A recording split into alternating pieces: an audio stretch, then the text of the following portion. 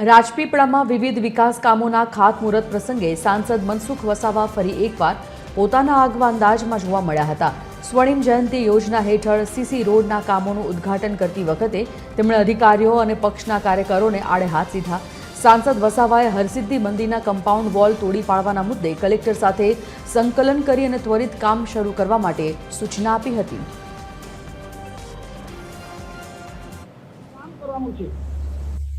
જ્યાં ખૂટતું હોય ઘટતું હોય ત્યાં બધા સાથે મળીને કામ કરે।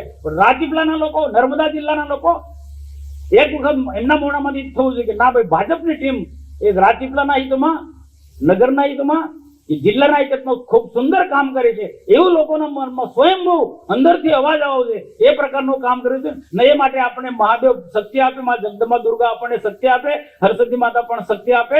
પૂર્ણેશ મોદીનો આપણે આભાર માનવો પડે કે એને અધિકારીને પણ કહી દીધું કે ભાઈ જે પણ હશે ટકાઉ રસ્તો બનવો જોઈએ।